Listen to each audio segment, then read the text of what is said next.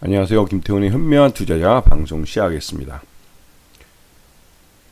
본 영상에서 다루는 내용은 투자 권유가 아니며 각 개인의 투자 판단에 대한 책임을 지지 않습니다. 별도 SNS 채널 가입을 유도하거나 투자 권유 및 유료 리딩 서비스를 홍보하는 불법 사칭 계정에 유의하시기 바랍니다.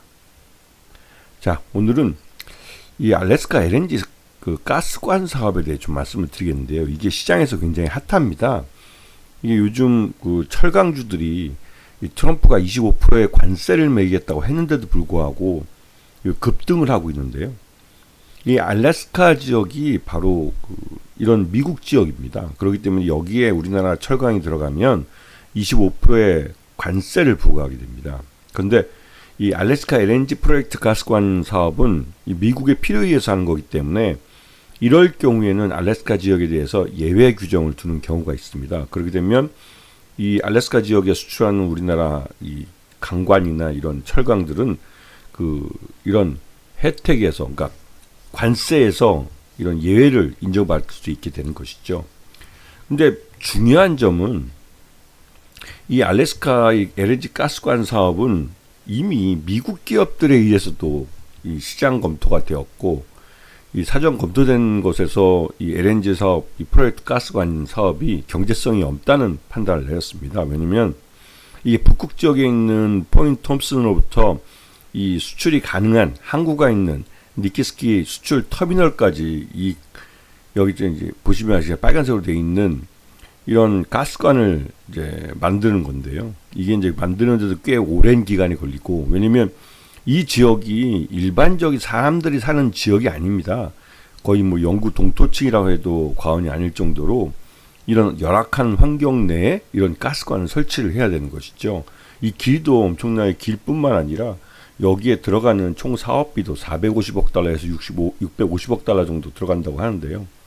이 정도 달러를 들여서 여기에 가스관을 매설해서 여기 이제 이 북극 지역의 천연가스를 개발을 해서 뽑아오는 건데, 이거를 니키스키 수출 터미널에서 이제 이 LNG선 운반선에다 넘겨가지고 우리나라나 일본으로 수출하겠다는 것이죠. 그래서 미국이 우리나라와 일본 같은 동북아의 이런 선진국에다가 자기네들의 LNG를 수출하고 싶은데 여기에 들어가는 기반 시설을 우리 보러 만들라는 겁니다. 여기 보면 이게 1300km나 되는데 여기다가 42인치짜리 규모의 가스관을 설치해서 액화플랜트 저장시설도 만들어야 되고 수출 터미널도 만들어야 되는데, 이렇게 다 해서 만드는데 한 10여 년 정도의 시간이 걸립니다. 그러면 지금이 1925년이니까 1935년 정도인데, 그렇게 해서 2050 탄소제로, 2050년에는 탄소제로, 즉 화석연료를 사용하지 않는 방식으로 에너지를 생산하고 소비하겠다는, 이게 인류 전체의 약속인데 그렇게 한 15년 쓰고 말 터미널인 겁니다. 이게 그렇기 때문에 뭐 엑슨모빌 같은 미국의 이런 메이저 회사들도 사업을 포기한 거죠. 경제성이 없습니다. 그래서 지금 보시게 되면 이 길이도 엄청날 뿐만 아니라 이 니키스키 수출 터미널에다가 액화시설과 저장소와 또 이런 LNG 운반선이 접안할 수 있는 그런 대규모 항구까지도 건설하고 해서 여기에 들어가는 모든 돈을 우리나라와 일본이 대라는 것인데, 이건 정신 나갔죠. 물론 여기에 이렇게 하라고 하는 이유는 이러면서 자연스럽게 알래스카 주민들에게 일자리를, 그 또한 10여 년 동안 일자리를 보장해 줄 수 있는 것이고, 이게 이 도널드 트럼프의 공이 되는 겁니다. 근데 중요한 건 이 10여 년이나 돈을 수백억 달러 들여서 만들어낸 이 파이프라인이 끼케야 오래 써봤자 한 15년 정도 사용할 수 있는 그런 가스관이 되기 때문에 이 경제성이 없는 거죠. 그래서 여기서 이제 뽑아낸 이 천연가스를 LNG선을 통해서 우리나라와 일본으로 보내주겠다는 것이고, 그렇게 수출을 하겠다는 것이죠. 즉 미국이 수출할 LNG선을 우리가 이 파이프라인까지 만들어서 또 이 한국까지 만들고, 이 파이프라인 저장소, 그러니까 천연가스 저장소까지 만들어서 이걸 우리가 수입해 가라는 소리입니다. 완전 봉이김선달이 따로 없는 것이죠. 그래서 이게 경제성이 부족한데도 불구하고 우리나라와 일본 기업이 참여를 할 의향이 있다고 밝혀왔다고 하는데, 이거를 도널드 트럼프가 미국 의회에 가서 당당하게 밝혔습니다. 이거는 진짜 우리나라와 일본이 참여를 하겠다고 하는 것보다는 참여를 하라고 강요를 하는 것과 다를 바 없는 것이죠. 완전히 날강도 같은 짓입니다. 이거는 기본적인 상도의도 벗어나는 것이죠. 이렇게 강제로 이제 이 참여를 요구하고 하는 것들이 결국 우리에게는 모두 부담으로 돌아올 수밖에 없는 것이죠.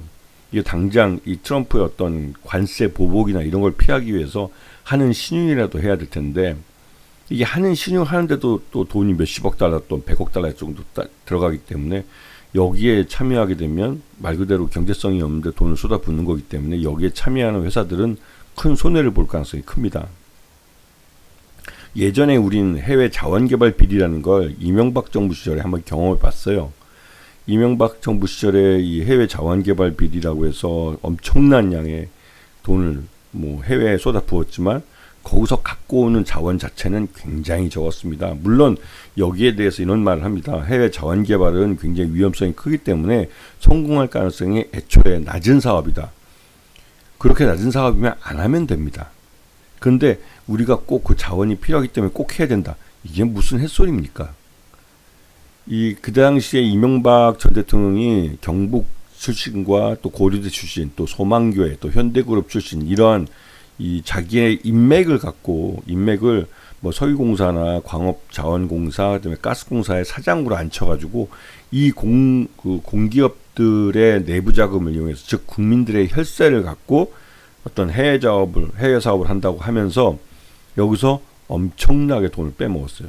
이게 총 보시면 우리나라 역사 현대사가 들어선 이후에 이명박 정부 시절 그 5년 사이에 27조 8,400억을 해외에 투자했습니다.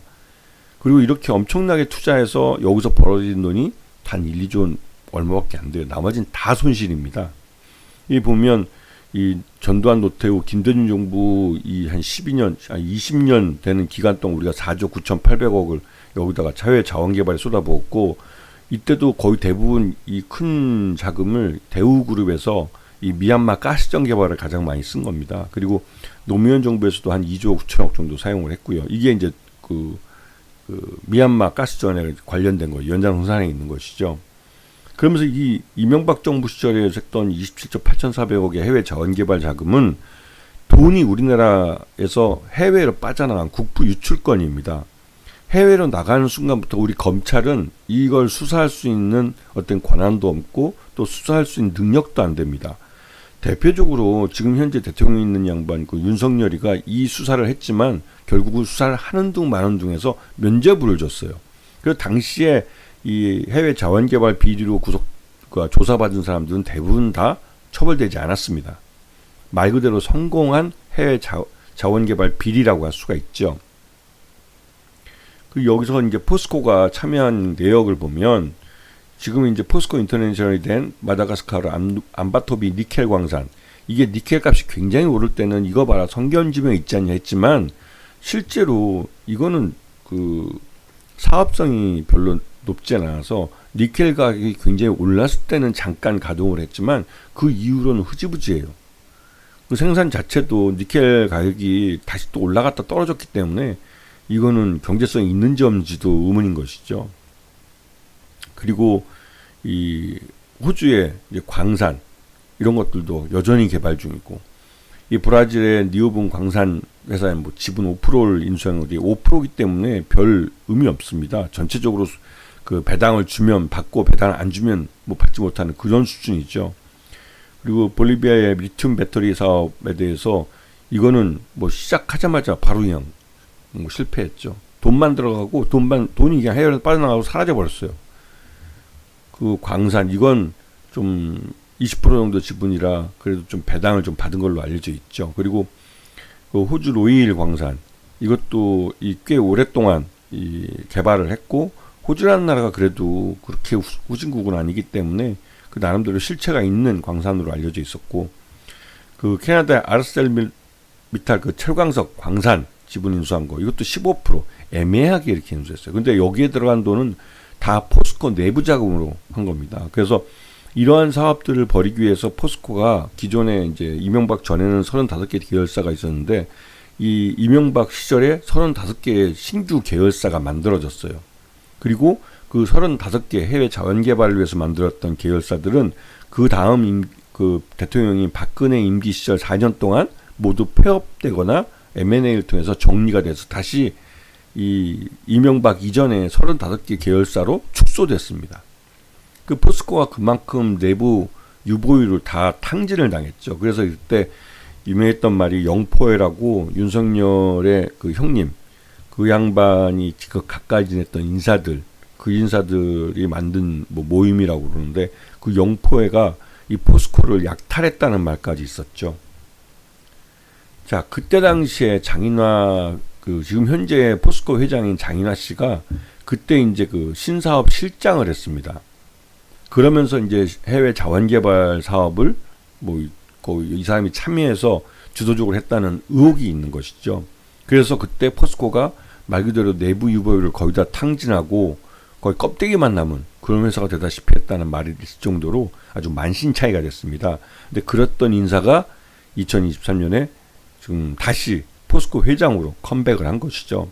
근데 그 컴백을 했을 때 윤석열이가 이런 해외 자원개발 사건을 수사했던 사람이기 때문에 어떻게 해외 자원개발을 통해서 돈을 뽑아오는지 가장 잘 알고 있다고 볼 수가 있는 사람이고, 그런 의미에서 이런 시기에 이 말 많은 인물인 장인화 씨가 포스코 회장으로 돌아왔다는 것은 시사하는 바가 커 보입니다. 자, 그래서 지금 현재 이런 알래스카 LNG선 뭐 개발 얘기가 나오면서 포스코 그룹주들이 다 오르고 있는데요. 그런데 앞에서 말씀드렸던 트럼프가 한국 철강에 대해서 25%의 관세를 부과하겠다고 했기 때문에 이 포스코 홀딩스는 미국 쪽으로 수출하는 것에서만큼은 이 타격을 받을 수밖에 없습니다. 그런데도 불구하고 포스코 홀딩스나 포스코 인터내셔널, 그 포스코 인터내셔널은 포스코 홀딩스에서 만든 철강을 해외로 실어나르는, 그러니까 해외로 판매하는 뭐랄까요, 상사 업무를 포스코 인터내셔널이 합니다. 포스코 엠텍은 그러한 이 철강을 포장하는 사업에 참여하고 있고, 그 다 나름대로 포스코 스틸리온은 뭐 칼라 광판을 갖고 있고, 다 얘기가 맡은 일들이 있는데요. 이 포스코 그룹주들이 전반이 오르고 있습니다. 전반이 오르고 있는 건 뭐 기본적으로 이 회사들 주가를 끌어올리는 이유가 실적이 앞으로 나빠질 가능성인데도 주가가 끌어올라지는 건 3월 30일 날 공매도가 허용되는 시기까지 최대한 이런 철강주들을 끌어올려 놓고 거기서 공매도를 치려는 전략으로 외국인과 기관 투자자들이 움직인다고 볼 수도 있는 것이죠. 그리고 저 LNG선 LNG 프로젝트 같은 경우는 이 경제성이 없어서 미국 기업도 참여하지 않는 사업을 한국 기업이 끌어들인다면 가장 대표적으로 포스코가 주인 없는 기업이기 때문에 동원될 수가 있습니다. 그래서 이 트럼프 임기 4년 동안 하는 척이라도 하려고 할 가능성이 크죠. 그렇게 되면 포스코 그룹주는 전반적으로 실적이 나빠질 가능성이 커요. 왜냐면 이 LNG선에 뭐 총 400억에서 600억 달러 같은 데는데 그 중에서 한 임기 4년 동안 한 100억 달러나 이 정도는 써야 될 것으로 보이기 때문에 그 정도의 돈을 그냥 허공에 날려버리는 겁니다. 알래스카의 그 얼음 속에다 그냥 뿌려버리는 것이죠. 그렇기 때문에 포스코 그룹주 같은 경우 지금 최근의 주가 상승은 실적에 의해서 주가가 끌어올려지는 게 아니라 일정의 테마주에 의해서 끌어올려지는 것이고, 또 한편으로 공매도 투자 세력들에 의해서 인위적으로 주가가 끌어올려진다고 의구심이 드는 것이죠. 그래서 일단 이런 상승 흐름이 3월 30일 날 공매도가 허용되는 전날까지는 이어질 가능성이 있어 보이기도 하고, 그렇게 되고 3월 30일 날, 즉 4월 달부터 포스코 그룹주들에 대한 공매도가 떨어지게 되면 그 높이 올라가진 가격에서 주가가 흘러내리는 거기 때문에 공매도 투자자들에게는 굉장히 큰 수익을 갖다 줄 수 있는 것이죠. 그래서 지금 현재 이 포스코 그룹주들의 이러한 움직임은 일단은 3월 30일까지 한시적인 상승세가 나타날 것 같다는 생각이 들고, 그 이후에는 한번 좀 관망을 해봐야 되지 않을까. 그리고 이 가급적이면 그 이후에 공매도가 허용된 이후에는 일부 차익 실현하는 쪽으로 포지션을 취해야 되는 것이 맞지 않나라는 생각이 좀 듭니다. 아시겠죠? 자, 오늘 방송 여기서 마치겠습니다. 감사합니다.